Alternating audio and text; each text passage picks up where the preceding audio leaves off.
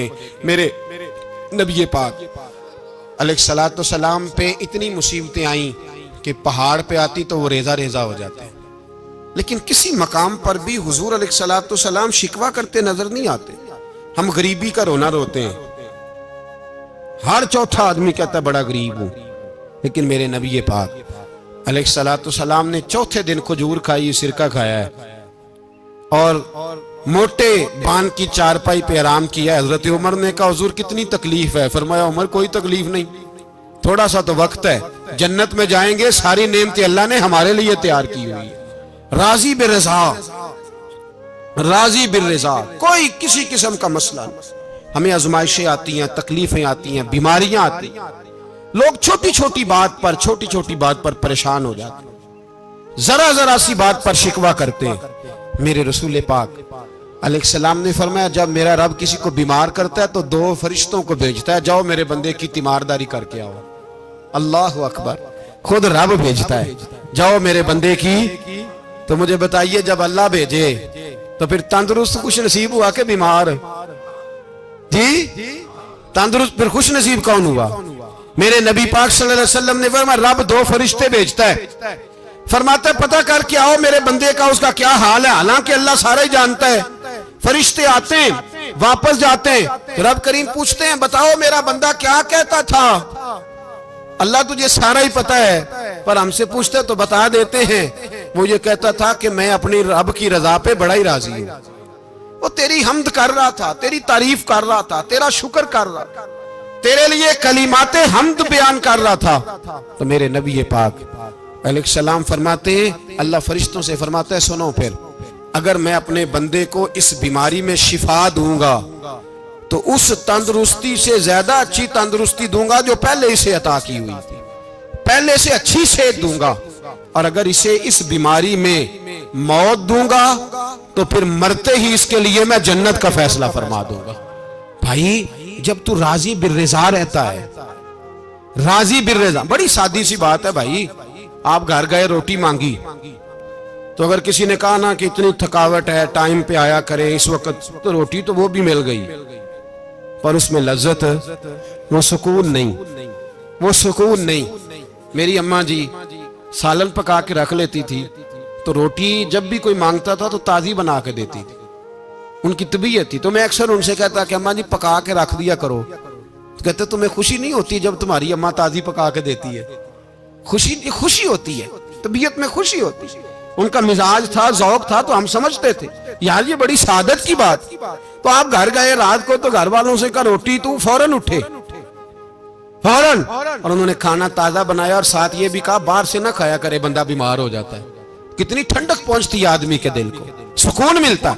तो भाई बीमारी तो आपने काट ली, लेकिन साथ कहो हो बड़ा बीमार हूं, मैंने तो इतने गुनाह भी नहीं किए, जुल्म भी नहीं किया, किसी को कुछ भी। अब बीमारी तब भी कट गई, पर बड़ी आजमाइश, मरीज डॉक्टर के गले पड़ रहा, उसके लवाहिकीन झगड़े कर रहे हैं, बीमारी वो भी कट गई।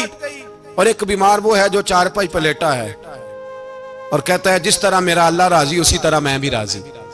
तो बीमारी उसकी भी कट गई। हजरत यूनुस अला नबीना अलैहिस्सलातु सलाम ने एक दिन हजरत जिब्रील अमीन मिलने आए तो जनाब यूनुस अलैहिस्सलाम कहने लगे ए जिब्रील, अल्लाह के नेक बंदों में जो अल्लाह को इस वक्त सबसे ज्यादा पसंद है नबियों के बाद, जो करना बात पर, जो सबसे ज्यादा अल्लाह को पसंद है नबियों के बाद वलियों में, और सबसे ज्यादा अल्लाह जिसको अल्लाह की बारगाह में इबादत गुजार लिखा जाता है, मेरी उस बंदे से मुलाकात कराओ।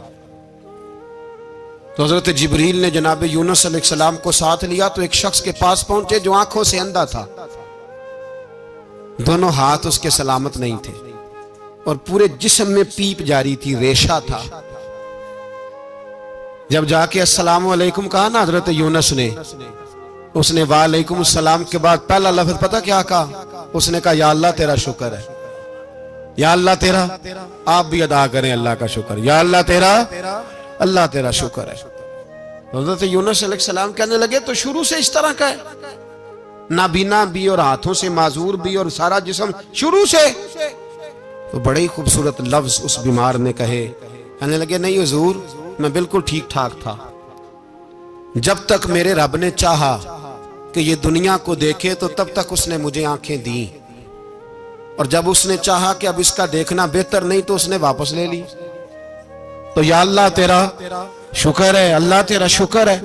फिर कहा जब तक उसने चाहा कि मेरे हाथ रहे तब तक रहे, जब उसने चाहा कि मेरे लिए बेहतर नहीं तो उसने ले लिए, तो या अल्लाह तेरा शुक्र है। जब तक उसने चाहा कि मेरा जिस्म सही और सलामत रहे तो रहा, और जब उसने चाहा कि मेरे लिए बेहतर नहीं तो मुझे बीमार कर दिया, तो या अल्लाह तेरा शुक्र है। तो हजरत यूनुस अलैहिस्सलाम कहने लगे जिब्रील वाकई ये अल्लाह का सबसे ज्यादा शुक्रगुजार बंदा है, सबसे ज्यादा इबादत गुजार बंदा है, सबसे ज्यादा। मेरे नबी पाक अलैहिस्सलाम ने फरमाया मेरा मोमिन हर हाल में ही नफे में है। नेमत मिले तो शुक्र करके नफा, मुसीबत आए तो सब्र करके नफा। अपनी जिंदगी में तहम्मुल, बुर्दबारी, इल्म पैदा करे, हौसला पैदा करे। हर आने जाने वाले शख्स के मिजाज के मुताबिक उसे ना मिले, अपना मिजाज सही रखे, अपनी तबीयत के मुताबिक अपने माहौल को बरकरार रखे। हिल्म के साथ गुजारा करोगे तो रिश्तेदारों से भी बनी रहेगी, दोस्तों से भी बनी रहेगी, हर एक से ताल्लुक रहेगा। और अगर आपके अंदर ये हौसला नहीं तो फिर सारे मामलात परेशानी का शिकार हो जाएंगे। ये तो आज का मजमून था। हमें ना लोग मशवरा देते हैं, कहते हैं पीर साहब दरवेशों को सियासत की बात नहीं करनी चाहिए। देते हैं ना मशवरा लोग, जी थोड़ा थोड़ा बोल दे, थोड़ा थोड़ा देते हैं ना। अगरचे हम उनकी बात नहीं मानते, इसलिए कि इकबाल ने कहा था जुदा हो दी सियासत से तो रह जाती है चंगेजी, जुदा हो दी सियासत से तो। और पहला फिक्र यह है कि जलाले बादशाही हो या जमहूरी तमाशा हो, जुदा हो दीन सियासत से तो रह जाती है। उसने कहा जब सियासत और दीन अलहदा होते हैं तो चंगेज खां और हलाकू खां पैदा होते हैं। सियासत जब तक मस्जिद के अंदर रहती है तब तक पाक साफ रहती है, वो गंदी होती तब है जब मस्जिद से निकल जाती है। हजरत अली के जमाने तक मस्जिद में रही, पाक साफ रही। यजीद बाहर ले गया तो गंदी हो गई। हजरत उमर बिन अब्दुल अजीज दोबारा मस्जिद में ले आए तो फिर पाक हो गई। लेकिन फिर भी एक साथी ने मुझे कहा, तो उसकी बात में सबकी बातें नहीं मानता, उसकी बात मेरी समझ में आई। वो कहने लगा जी असल बात यह है कि सियासी तबसरे तज्जिए हम अखबारों में टीवी पे जाके बैठे, जाके बड़ी मेहरबानी मेरी तरफ देखें, वो हम सुनते रहते हैं तो हमारा दिल करता है मस्जिद में सिर्फ हम रसूलुल्लाह का प्यार ही सुने। तो मैंने कहा यार तेरी बात दिल को लगती है, ये बात सही है, चलो ये नीयत अच्छी है, ये तेरा नजरिया ठीक है, मान गए हम। मैं चला गया दुकानदार के पास और मैंने उसको जाके कहा कि गाड़ी का इंजन खोलो, इस तरह करो, इस तरह। उसने कहा मौलाना आप जाके ना घर तो फिका की किताब खोलें, इसलिए कि गाड़ी के इंजन के बारे में आपको मालूमात, यहां अगर आपने ये काम करना है तो इसको पढ़ें, किसी उस्ताद के पास वर्कशॉप पे आए, आपके हाथों को, मुंह को, चेहरे को मिट्टी लगे, धुआं लगे, ग्रीस लगे, फिर आपको पता चलेगा इंजन कैसे खुलता है। सही कह रहा हूं नहीं सही कह रहा? धुआं गल्ला तो यहां कर छड़ी जे, सही कह रहा हूं जी। अगर मौलवी को इजाजत नहीं सियासत की बात करने की और मौलवी को इजाजत नहीं कि इंजन की बात करे, तो सियासतदान को इजाजत है दीन की बात करने की।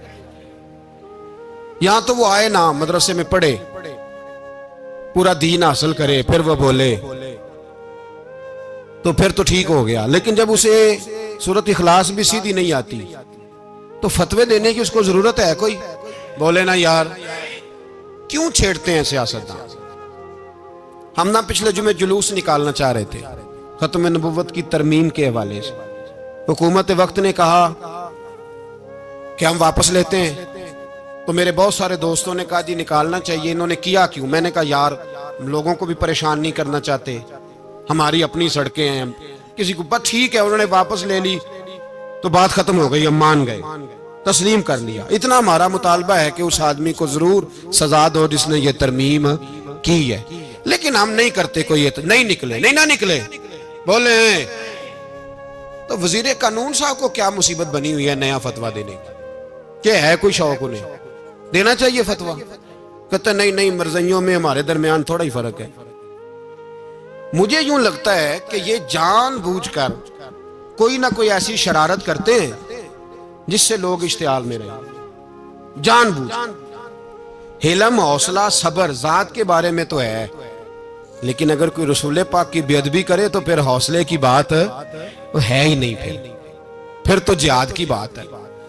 और मैं दयानतदारी से मस्जिद में बावजू बैठकर जुमे के दिन मशवरा देता हूं हुकूमत को और वजीर कानून को मशवरा देता हूं कि ना फिरौन की हुकूमत सारी जिंदगी रही, ना नमरूद रहा, ना जाज बिन यूसुफ रहा, ना यजीद रहा।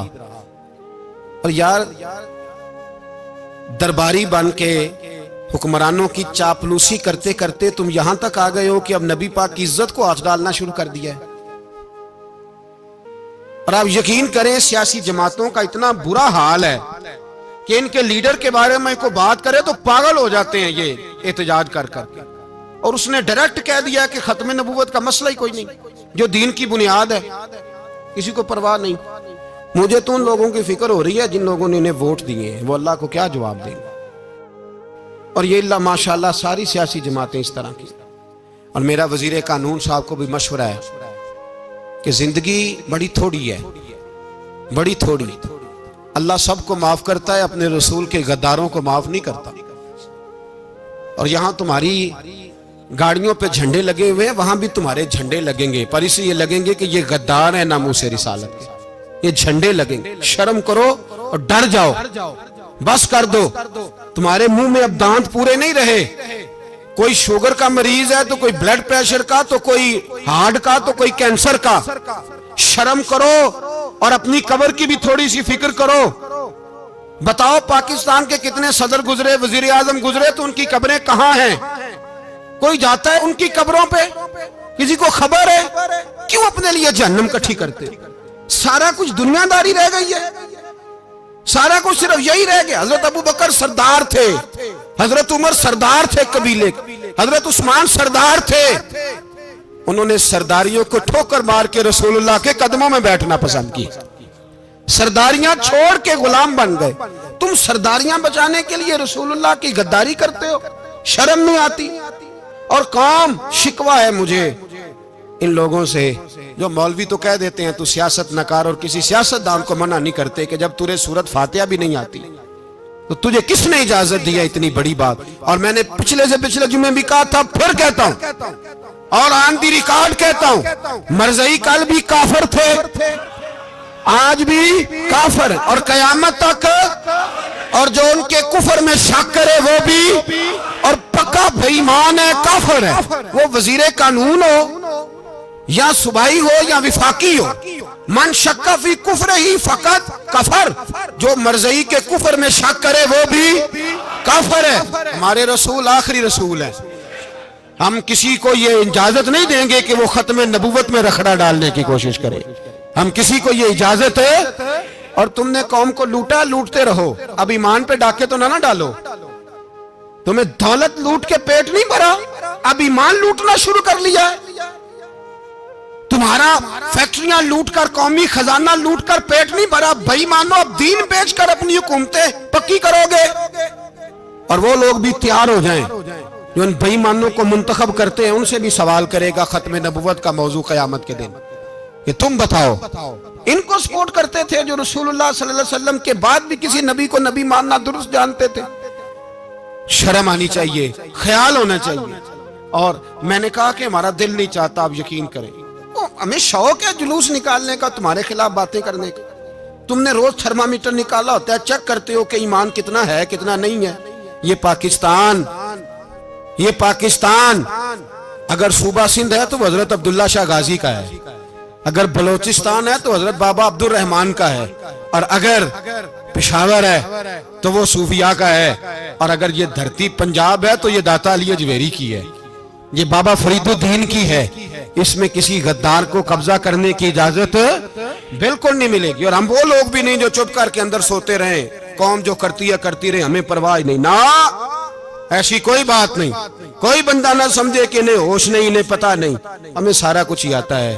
फिर अगर कल को कोई मुमताज कादरी पैदा हो गया तो शिकवा ना करना। कल को कोई फिर से आमर चीमा निकल आया तो शिकायत ना करना, याद रखना।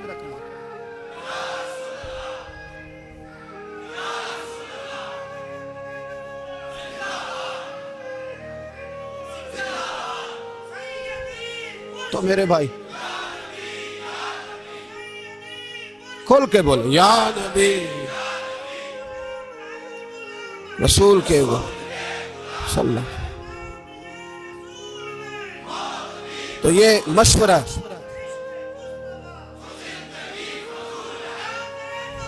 जज़ाक, तो ये तुम्हें मशवरा है।